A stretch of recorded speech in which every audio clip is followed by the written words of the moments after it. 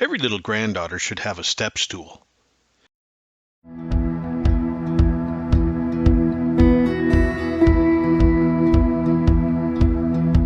This is a very quick and simple project that will be great for a small child because every kid since forever wants to help mom make cookies at the kitchen counter. It starts with finding the off-center of a slightly rectangular piece of 3/4 inch plywood. I then use a nail and string to mark out the circumference of the circle of the ladybug body. I just wrap the pencil in the string at one of the edges and trace away.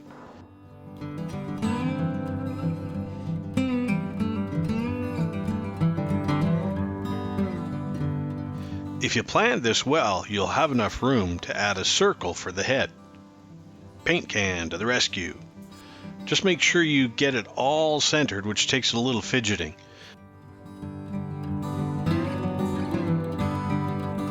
You don't want an asymmetrical ladybug head now, do you?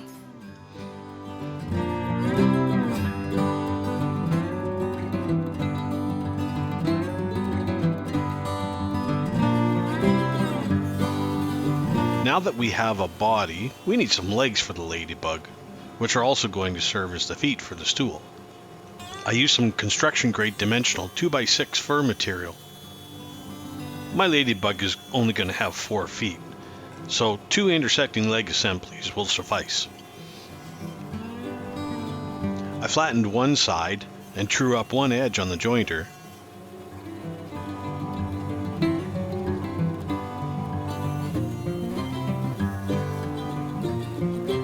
Then went over the planer to complete the dimensioning process.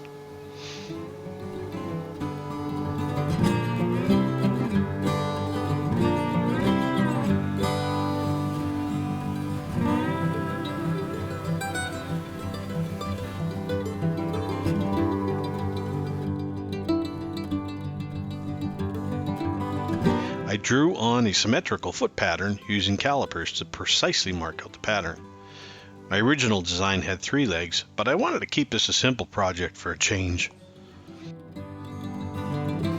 Over to the bandsaw to cut out the leg shapes and the body shapes.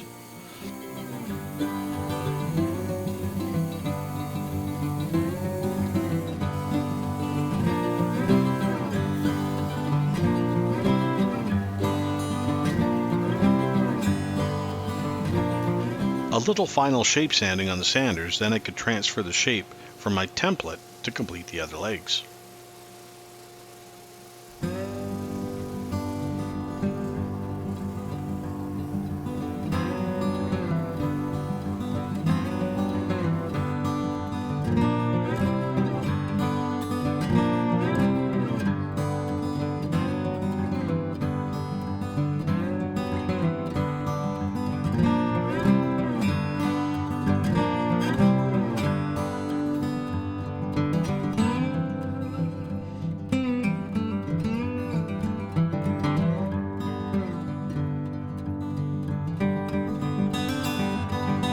Cut out a dado of sorts on the table saw on the top section of one of the leg pieces.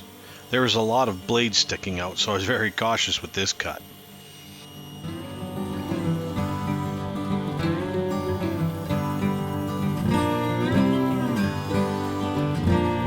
I couldn't cut the bottom dado on the second leg as the table saw blade would not go high enough, so I cut it by hand.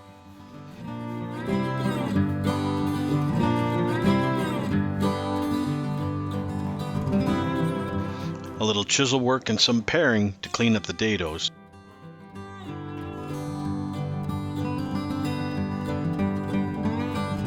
And the 2 leg sections fit together with a nice tight fit. After the dry fit, after painting, I did apply glue to put the pieces all together.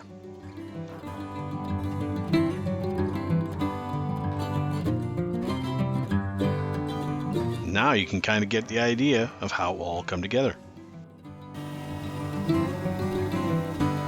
I rounded over all of the edges of the legs as well as the body of Miss Ladybug with a nice 1/4 inch round over, being sure not to round over the dados or the bottom of the feet. We wouldn't want our little people to hurt their tiny toes on any sharp edges now, would we? I recommend sanding all of the pieces before final assembly whenever possible, as it sure makes life easier.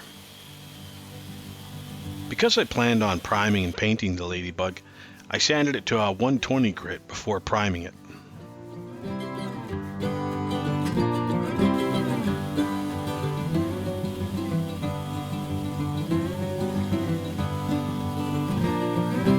I'm going to use Kreg screws to attach the body to the legs, so I pre-drilled the holes before I set about putting top coats on any of the parts. My material ended up being 1.25 inches thick, so I set up the Kreg jig appropriately. 2 holes per leg should hold just fine.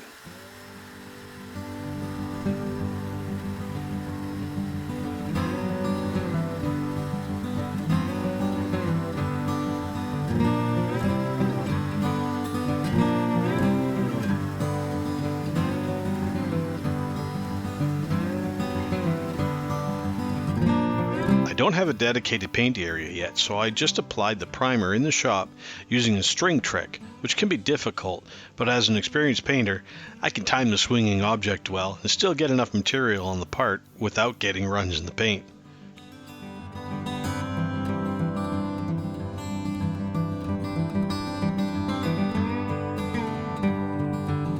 Pretty fancy drying rack, huh? Okay, I admit it. It got a little fumy inside the little shop, so I opened the door to let in some ventilation. It was quite the hanging house of cards on the drying rack, but it worked. I sanded the primer with 320 grit paper after letting it dry in the warmth for a day, then I could apply the paint. I was sure to use compatible primers and paints from the same manufacturer and follow directions precisely, maintaining correct temperatures and curing times. First the body using the same string theory technique, applying 3 coats with 15 minutes flash times between coats. Then the legs got 3 coats of black.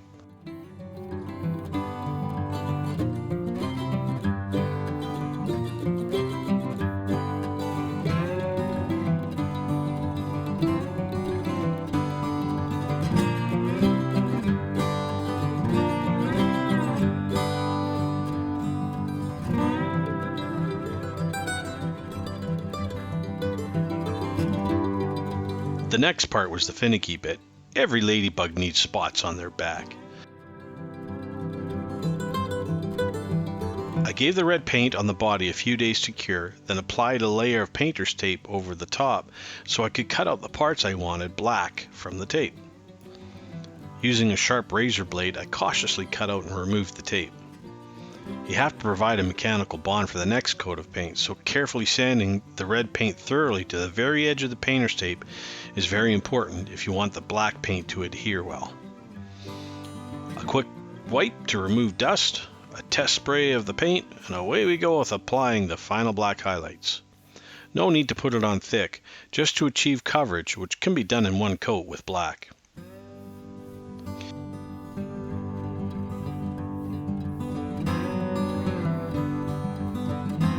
If you put the black coat on thin and sanded well to the edges, the chances of delaminating the paint and lifting off the red will be slim. However, take extra care and time when you remove the tape, pulling it at right angles to the surface.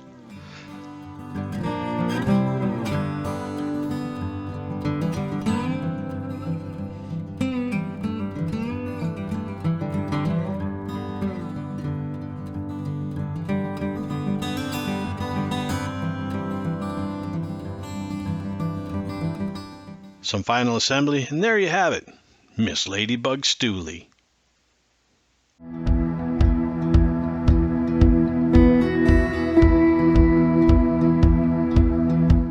Dad, I lost my ball again.